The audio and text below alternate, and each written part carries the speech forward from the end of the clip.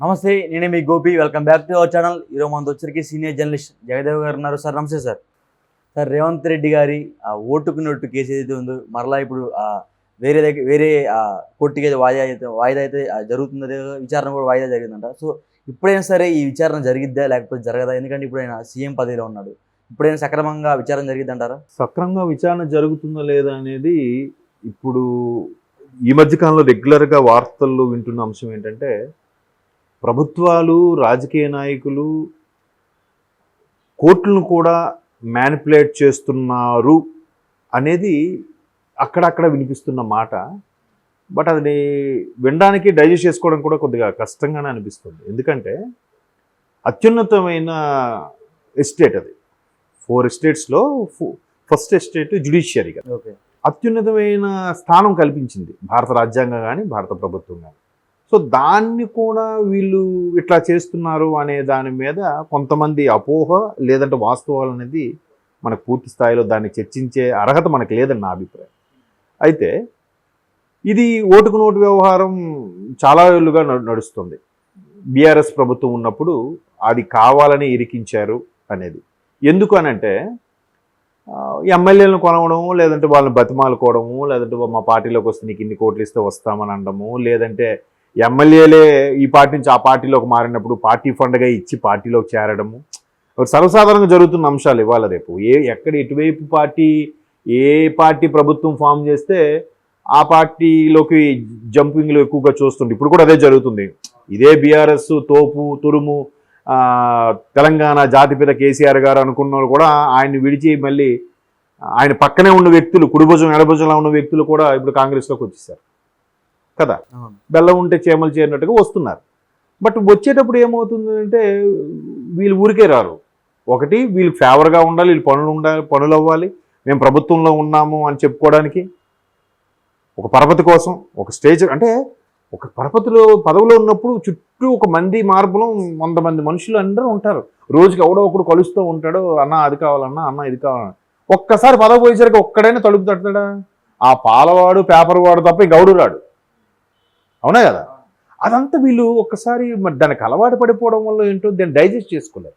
అరే లేదు, మళ్ళీ మనం గవర్నమెంట్ వైపు వెళ్ళాలి, సింపుల్ వెళ్ళిపోవడం.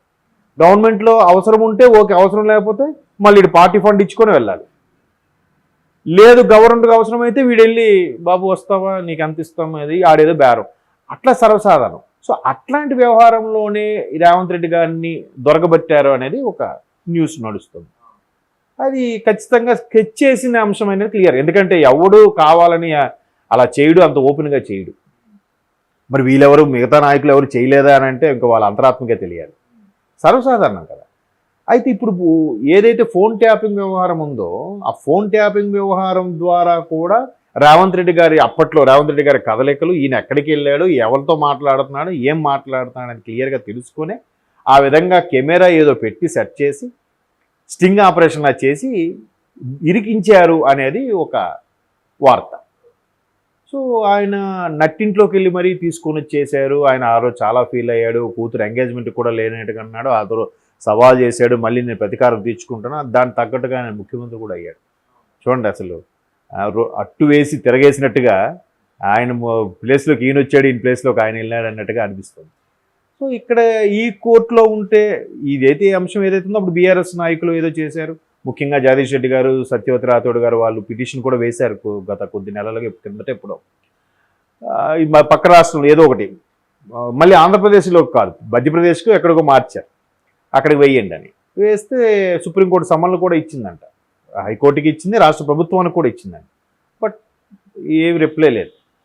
అదే చెప్తున్నాను కదా, కోర్టులు ఒక జడ్జిమెంట్ పాస్ చేసినా లేదా ఒక రూల్ పాస్ చేసినా, ఒక స్టేట్మెంట్ ఇచ్చినా దాన్ని అమలు పరచాల్సింది, చేయాల్సింది ప్రభుత్వాలు, ప్రధానంగా లా అండ్ ఆర్డర్ చూసుకున్న పోలీసు.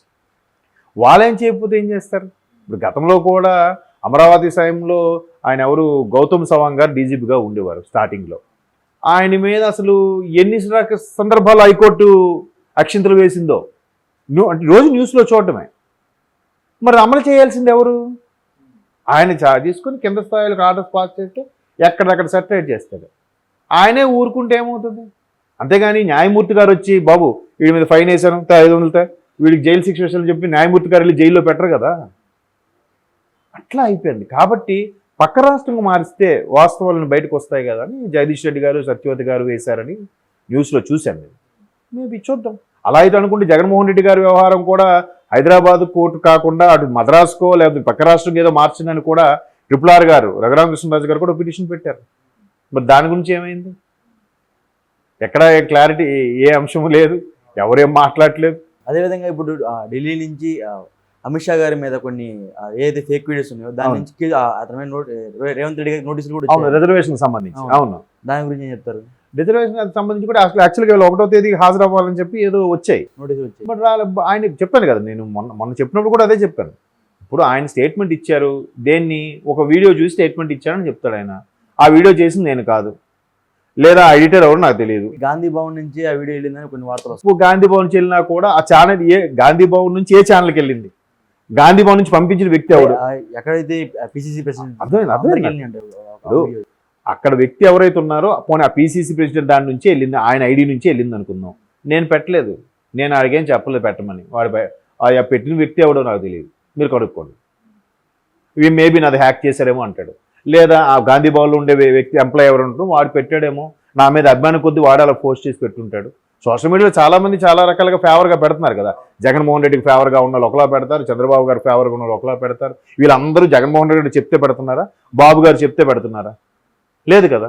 సో నాకు తెలియని అంశం, నాకు నా మీద అభిమానం కొద్ది పెట్టారేమో, నేనైతే ఎక్కడేం అనలేదని అంటారు. అందుకే మేబీ వెళ్ళినట్లేరు ఆయన. ఇవాళ ప్రచార సభల్లో కూడా ఉన్నారు కదా ఆయన, రేవంత్ రెడ్డి గారు. మరి ఎక్కడ వెళ్తారు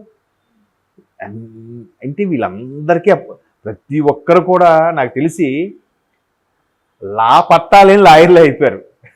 కేసులంటే భయం లేకుండా కూడా వెళ్ళిపోయింది. లా పట్టాలేని లాయర్లు అంటే సోషల్ మీడియాలో ప్రతిదీ అవేర్నెస్ క్రియేట్ అయిపోతుంది. అంటే ప్రతి దాంట్లో కూడా ఎలా ఉంటుందంటే ఒక వ్యవస్థ స్టార్ట్ అయినప్పుడు దాని ఉపయోగం కన్నా దుర్వినియోగం ఎక్కువ, అంటే యూసేజ్ కన్నా మిస్యూజ్ ఎక్కువ అవుతుంటుంది.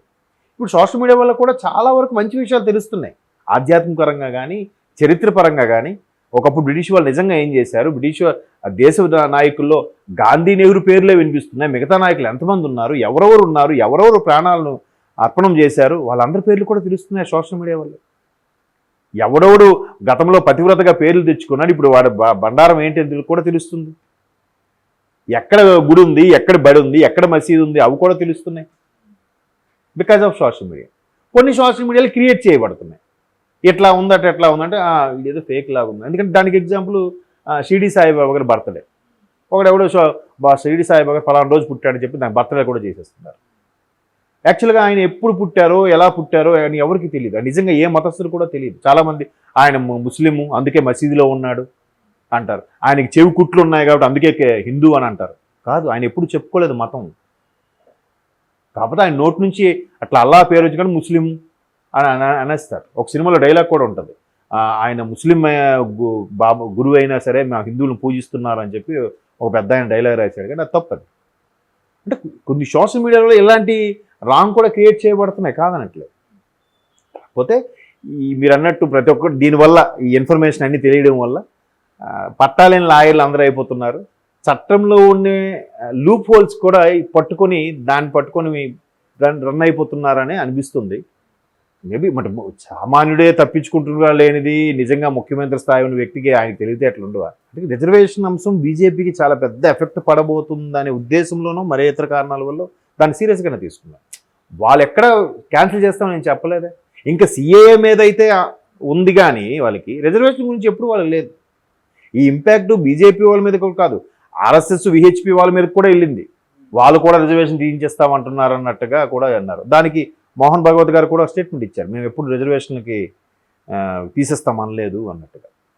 కాబట్టి చూద్దాం. రేవంత్ రెడ్డి గారు ఇంకా మరి జగన్మోహన్ రెడ్డి గారు 10 ఏళ్ళుగా బెయిల్ మీద ఉండి ఆయనే అది ఇది చేసుకున్నప్పుడు ఈయన మరి మొన్న ముఖ్యమంత్రి అయ్యారు కదా, ఇంక ఈయన ఎలా నడిపిస్తారో చూడాలి.